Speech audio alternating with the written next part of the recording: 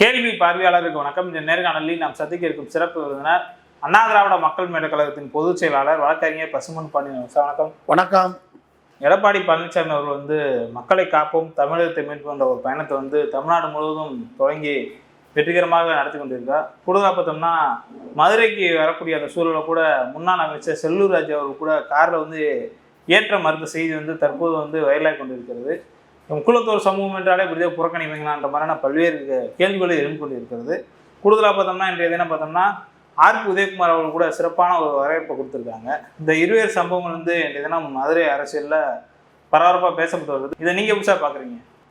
எடப்பாடி பழனிசாமி இந்த பிரச்சார பயணத்தை தொடங்கிய போதே தெளிவாக சொன்னேன்.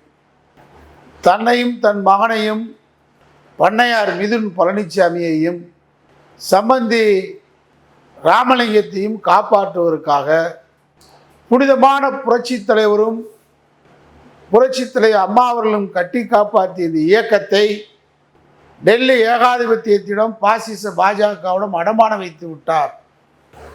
அதிமுக என்கின்ற மிகப்பெரிய இயக்கத்திற்கு முடிவுரை எழுதி கொண்டிருப்பதற்காக தான் இந்த பிரச்சார பயன் சொன்னேன். எடுத்த உடனே அவர் ஆரம்பிச்சிட்டாரு. திராவிட இயக்கத்துடைய அடிப்படை கொள்கை கோயில் சொத்துக்களில் கல்லூரிகள் இருக்கக்கூடாது, பள்ளிகள் இருக்கக்கூடாதுன்னு ஆரம்பித்தார். ஏன்னா அவருக்கு திராவிடம்னா புலவரை கேட்கணும்னு சொன்னவர். திராவிடம்னாலும் தெரியாது, அண்ணாவையும் தெரியாது, பெரியாரையும் தெரியாது. ஒன்றே ஒன்று கொள்ளையடிப்பது, ஊழல் பண்ணுவது, இதுதான் அவருடைய வேலை. பொதுவாக அதிமுக என்கின்ற கட்சி சாதி மதங்களுக்கு அப்பாற்பட்ட ஒரு கட்சியாகத்தான் எம்ஜிஆர் அவர்கள் இந்த கட்சியை உருவாக்கினார்கள், நடத்தினார்கள். அனைத்து தரப்பு விளிம்புநிலை மக்களுடைய கட்சியாக இந்த கட்சி இருந்துச்சு. ஆனால் எடப்பாடி பழனிசாமி தலைமைக்கு வந்ததுக்கு பின்னால் இதை முழுக்க முழுக்க சாதிய கட்சியாக நடத்தி கொண்டிருக்கிறார். சாதிய கட்சியாக நடத்துகிற கூட எனக்கு வருத்தம் இல்லை. எல்லா சாதியும் எங்களை பொறுத்துள்ள திராவிடர்கள், தமிழர்கள் இடஒதுக்கீட்டு உரிமைக்காக, கல்வி வேலை வாய்ப்பு உரிமைக்காக நாம் இந்த சாதியை அடையாளப்படுத்துகிறோமே தவிர சாதியில் துளியளவு நம்பிக்கை இல்லாதவர் தான் நாம். ஆனால் எடப்பாடி பழனிசாமியை பொறுத்தவரை ஒரு வெறுப்புணர்ச்சியை, ஒரு நவீன தீண்டாமையை சாதியிலே உருவாக்குகிறார்.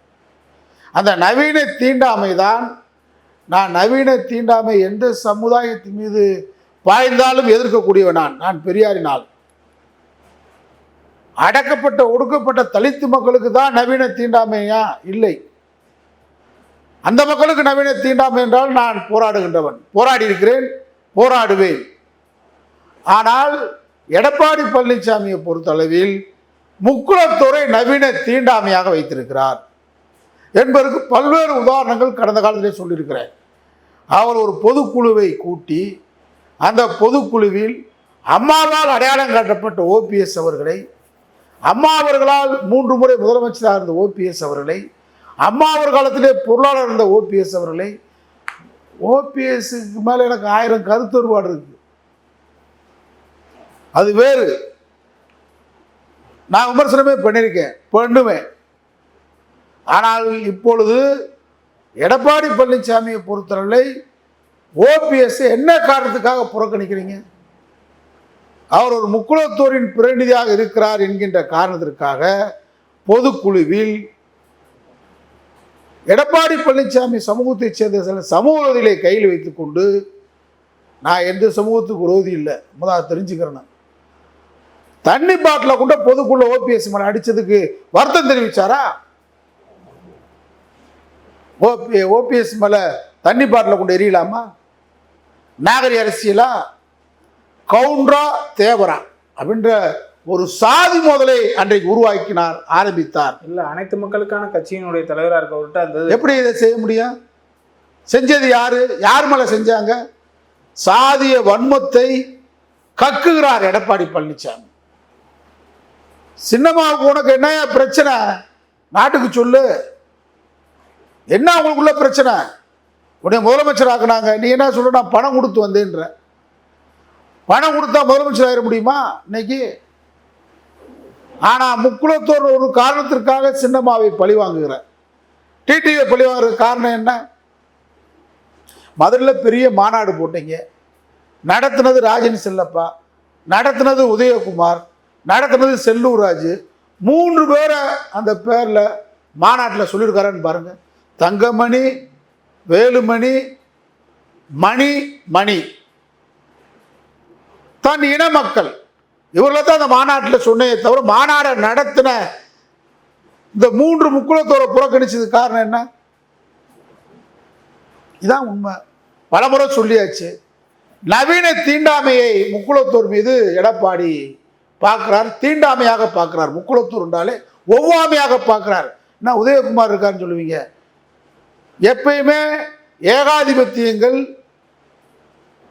எப்பயும் ஒரு துரோகியை எட்டப்பனை கையில் வச்சுக்கிறோம். வீரபாண்டிய கட்டப்பனை காட்டி கொடுப்பதற்கு இங்கிலாந்துலேருந்து ஒரு அளவை தயார் பண்ணி கொண்டு வந்தா அவன் பங்காளி தான் எட்டப்பன்.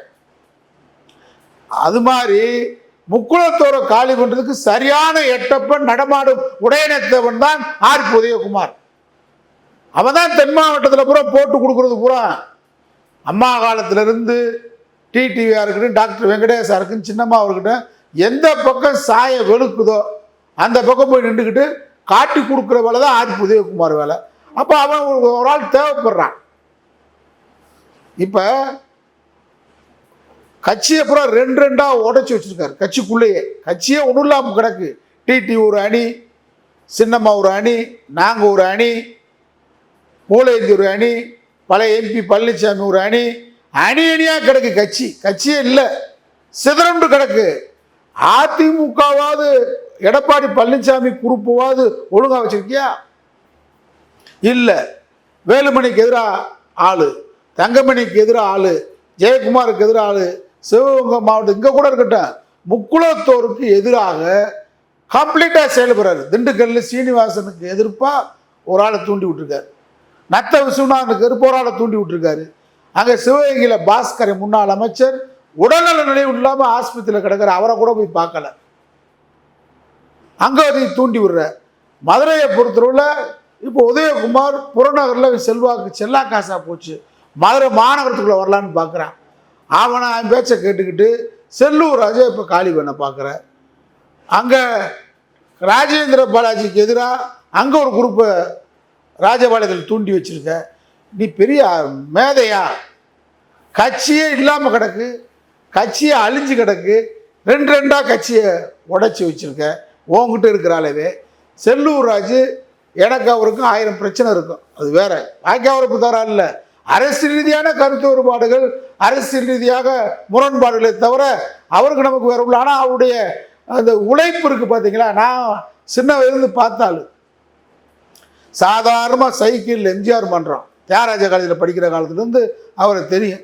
எம்ஜிஆர் மன்றம், அதுக்கு அடுத்து தொடர்ச்சியாக அந்த கட்சியிலேருந்து உழைச்சிக்கிட்டே கவுன்சிலர் ஆகி சட்டமன்றத்துக்கு தோற்று, மேயருக்கு தோற்று, இப்படியே வந்து பயிற்சி பெற்று வந்தாள். நீ அவரை காரில் ஏறுனா இன்னொரு காரில் வாங்கன்னு சொல்றியே, கொங்கு மண்டலத்தில் வேலுமணி உன்னால் அப்படி சொல்ல முடியுமா? வன்னிய மண்டலத்தில் சிவி சண்முகத்தை உன்னால் சொல்ல முடியுமா? என்ன ஆறுயிரி சகோதரர் தலித் சகோதரர்கள் யாராவது இருந்தால் அவங்க பெரும்பான்மை இருக்கிற இடத்துல உன்னால் சொல்ல முடியுமா? முக்குலத்தோரை மதிக்காததுக்கு காரணம் உதயகுமார் மாதிரி உதவாக்கர பெயர் இருந்து போட்டு கொடுக்குறது. இந்த முக்குலத்தூரில் அகமுடியர், கல்லர், மறவர் 3 பேரும் ஒன்று சேர மாட்டாங்க. அதில் கங்கு பிரிக்கலாம், சல்லியாக பிரிச்சிடலாம். எந்த காலத்தையும் ஒன்று சேர மாட்டான். அசிங்கப்படுத்தலாம், அவமானப்படுத்தலாம், கேவலப்படுத்தலாம். தஞ்சாவூர் கல்லேண்டுவான், உசுரம்பட்டி கல்லேண்டுவான், மேலூர் கல்லேண்டுவான், ஈசநாட்டு கல்லேண்டுவான், அகமுடி ராஜகுட அகமுடிவான், இன்னொரு அகமுடிவான், குண்டையங்கோட்டை மரவருண்டுவான், ஆப்பநாட்டு மரவருண்டுவான். இவங்களை நீங்கள் ஒன்று சேரவே மாட்டாங்க. அதில் முக்குலத்தூரை அடித்து துவைக்கலாம் நான் முடிவெடுத்து எடப்பாடி பழனிசாமி வேட்டை நாய மாதிரி இன்றைக்கு முக்குலத்தூர் மக்களை தென் மாவட்டங்களில் சுயமரியாதை இழக்க செய்து, தன்மானத்தை இழக்க செய்து, இன்றைக்கு தென் மாவட்டங்களில் முக்குலத்தோர் இருக்கக்கூடாது. இருந்தால் தனக்கு காலில் விழக்கூடிய எட்டப்பன் உதயகுமாரி மாதிரி ஆள் கையில் இருக்குன்னு சொல்லி செஞ்சுக்கிட்டு இருக்கிறேன். நான் தைரியம் இருந்தால் சொல்கிறேன், அதிமுகவில் மான ரோசம் இருந்தால் முக்குலத்தோரை கேட்குறேன். செல்லூர் ராஜை டீல் பண்ண மாதிரி இன்னொரு காரில் வாங்கன்னு சொன்னது மாதிரி யாராவது கொங்கு மண்டலத்தில் சொல்ல முடியுமா? எடப்பாடி தைரியம் இருக்குமா? மறுநாள் கொங்கு மண்டலத்தில் எடப்பாடி டூர் வர முடியுமா? விட்டுருவானா? அதான் சுயமரியாதைக்காரன், அதான் தன்மானம் உள்ளவன், வீரம் உள்ளவன். சும்மா 15 அகமுடியர் சங்கம், மறவர் சங்கம், நாங்கள் ஃபார்வர்ட் பிளாக்கு, தேவர் 10.5% இடஒதுக்கீடு மீண்டும் நான் ஆட்சிக்கு வந்தா கொடுப்பேன்னு சொல்லி கடலூரில் பேசுகிறான் எடப்பாடி பழனிசாமி. நீங்கள் பெரிய பெரிய மீசை வச்சுக்கிட்டு எடப்பாடி பழனிசாமி ஆட்சிக்கு வரணும். எதுக்கு வரணும்? சாதிவாரி கணக்கெடுப்பு நடத்தி அதன் மூலமாக மக்களுக்கு இடஒதுக்கீடை கொடு. வன்னியரும் அந்நியர் அல்ல எங்கள் சகோதரன். இதான் எங்கள் நிலைப்பாடு. அண்ணா திராவிட மக்கள் முன்னேற்ற கழகம் பெரியாரின் தொண்டன். என் நிலைப்பாடு என்று கேட்டால் யாருக்கு ஓரவஞ்ச வேணாம். யார் கல்வி ரீதியாக வேலை வாய்ப்பில் பொருளாதாரத்தில் பின்தங்கி இருக்கிறார்களோ அவர்களை சாதி வாரியாக கணக்கெடுப்பு நடத்தி வன்னியர்கள் உண்மையிலே பின்தங்கி இருந்தால் 10.5 என்ன 12.5 கூட கொடு, நான் வரவேற்கிறேன். ஆனால் எந்த தரவும் இல்லாமல் கொடுக்கக்கூடாது. அப்போ முக்குலத்தோரை கண்டு ஏன் பயப்படலை? 68 சாதி நாங்கள் எம்பிசியில் இருக்கோம்னு சொல்கிறீங்களே, உங்களை கண்டு பயந்தானா? அந்த 68 எம்பிசிக்காரனு 200 ரூபாய்க்கும் கோட்டருக்கும் போய் எடப்பாடியை வரவேற்கிறீங்களே, எடப்பாடி மதிப்பாரா? உதயகுமார் சொல்கிறான், எங்கள் ஆள் பூரா 200 ரூபாய்க்கு விலை போகிறவன், எங்கள் ஆள் பூரா மீசை வச்சுட்டு வருவான், பெரிய ஃபார்வர்ட் பிளாக்னுவான், தேவருக்குன்னுவான், அவனுக்கு 2 லட்ச ரூபா கையில் கொடுத்துட்டா வீட்டில் படுத்துக்குருவான், எடப்பாடி வாழ்ன்னு படுத்துக்குருவான். நடந்துக்கிட்டு இருக்கு. அதான் உங்களை மதிக்கலை. எவனாவது சீட்டு வாங்க பார்ப்போம், ஃபார்வர்ட் பிளாக் சீட்டு வாங்க பார்ப்போம். முடியாது. உங்களை பூரா 2 லட்ச ரூபா கேஸு, 1 லட்ச ரூபா கேஸு, கோர்ட்டு, மக்களை பூரா கோர்ட்டு 200. சிவி சண்முகத்தை அடுத்த காரில் வாங்கன்னு சொல்லிட்டு வன்னிய பகுதிக்குள்ள விழுப்புரம், திண்டிவனம், விருத்தாச்சலம், செங்கல்பட்டு பகுதிக்குள்ள, சேலம், தருமபுரிக்குள்ள எடப்பாடி போயிட முடியுமா? செல்லூர் ராஜா சொல்றாருன்னா செல்லூர் ராஜா காட்டி கொடுக்குறான். செல்லூர் ராஜா காட்டி கொடுக்குறதுக்கு முக்குளத்தூர்ல உடையநேத்தவன உதயகுமார் இருக்கான். பிரபல கலர் தேர மாட்டாங்க. பெரிய அளவில் பிரபல கலர் செல்வாக்கு செல்லூராஜு கிடையாது. இந்த பாருங்க ஃபார்வர்ட் பிளாக்ல ஒருத்தர் இருக்காரு, இந்த ஒரு பிரபல கலர் தான். அப்படியா அண்ணே எடப்பாடி அண்ணே, இந்த 2 lakhs வச்சிருக்கேன் உதயகுமார் கொடுத்துட்டு போயிடுறாங்க. இது யதார்த்த உண்மை. பல பேருக்கு கசக்கம். தன்மானம் இல்லை, சுயமரியாதை இல்லை. ஏன்? பணமும் பதவி பித்து. அதனால இந்த எந்த சமூகமும் இன்னைக்கு ஒற்றுமையா இருக்கு. உங்களை ஏன் மதிக்கல? பகிரங்கமா மதுரையில் இறங்கிக்கிட்டு நீங்க இன்னொரு கார்ல வாங்கன்னு சொல்ற, அதையும் செல்லூராஜ் சகிச்சுக்கிட்டு ஒய் பிரிவு பாதுகாப்பு, நமக்கு தெரியாத ஒய் பிரிவு இஜெட் பிரிவு பாதுகாப்புலாம் எங்களுக்கு தெரியாதா? இஜெட் பிரிவு பாதுகாப்பு பின்னாடி வந்து என்ன அவருக்கு பெரிய நெருக்கடி இருக்கு? எடப்பாடி பழனிசாமிக்கு எல்டிடினால பெரிய ஆபத்து இருக்கா? இல்லை இஸ்லாமிய தீவிரவாத ஆபத்து இருக்கா? ஒரு ஆபத்தும் கிடையாது. ஒன்றிய பாஜக அரசு வந்து சும்மா ஒரு பம்மாத்தோலை பார்த்து போட்டு வச்சிருக்கேன் பாதுகாப்பை. ஏன் அந்த அதிகாரியை பின்னாடி காமராஜர் ஒரு முன்னாள் அமைச்சரும், இன்னொரு அமைச்சர் விஜயபாஸ்கர் புதுக்கோட்டைக்காரரும், தஞ்சாவூருக்காரரும் மதுரைக்கு வரும்போது டூர்ல இருக்கலாமா? ஆனால் மதுரை மண்ணின் மீது செல்லூர் ராஜு இருக்கக்கூடாதா? என்ன அர்த்தம்? உதயகுமார் வேலை மாநகரத்துக்குள்ள வர பார்க்குறான், இல்லாட்டி மாநகரத்தில் ஒருத்திட்ட பணம் வாங்கிட்டு ஒரு ஆள்கிட்ட உள்ள திணிக்க பார்க்குறான், செல்லூர் ராஜை கட் பண்ண பார்க்குறான். சுயமரியாதை இருந்தால், தன்மானம் இருந்தால் நான் சொல்கிற கருத்தை யோசித்து பாருங்க. எதையும் ஏன் எதற்கு எப்படி என்று கேள். பெரியார் சொன்னார், நான் தான் சொல்கிறேன். நான் சொல்கிறத வருத்தமாக இருந்தால் விட்டுருங்க, உண்மை இருந்தால் ஏற்றுக்குறங்க. எதையும் ஏற்றுக்கிறேன்னு கட்டாயம் இல்லை. பெரியார் சொன்ன மாதிரி நான் சொல்கிறேன்.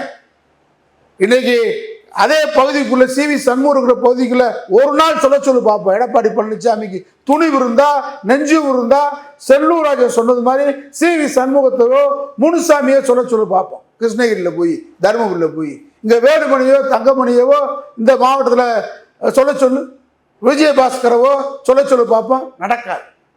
காரணம் இவங்கெல்லாம் ஒற்றுமையாக இருப்பாங்க, விடமாட்டாங்க.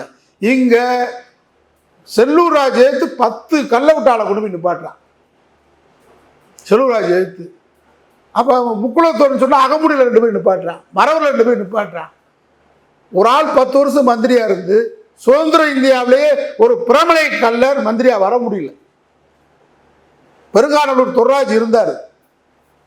அவர் ஒரு தேவையில்லாத இந்த பெண்ணுக்கு குழந்தைகளை புதைச்ச எடுத்ததில் போய் அந்த வழக்கு அம்மா கிட்ட மாட்டி எடுத்து விட்டாங்க. முதல்ல பிரபல கல்லூரில் அமைச்சர் பெருங்காநல்லூர் துரைராஜ். அதுக்கு அடுத்து ஒரு 10 ஆண்டு காலம் செல்லூர் ராஜ். தப்போ சரியோ 10 ஆண்டு காலம் அந்த மக்களின் பிரதிநிதியாக இருந்தார். ஊழல் இருக்கு, தவறு இருக்கு, காமெடித்தனமான பேச்சு இருக்கு, இதெல்லாம் உண்மை, அது வேறு. ஆனால் அவரை இவ்வளவு இழிவுபடுத்தணுமா? இந்த இழிவுபடுத்துறதுக்கு முன்னாடி அங்கே இருக்கணுமா? இதையெல்லாம் மக்கள் வேடிக்கை பார்க்கணுன்றத யோசிங்க. தென் மாவட்டங்களில் வருகிற 2026 தேர்தலில் எடப்பாடி அணி மிகப்பெரிய தோல்வியை, வரலாறு காணாத தோல்வியை சந்திக்கும். நன்றி சார். நன்றி.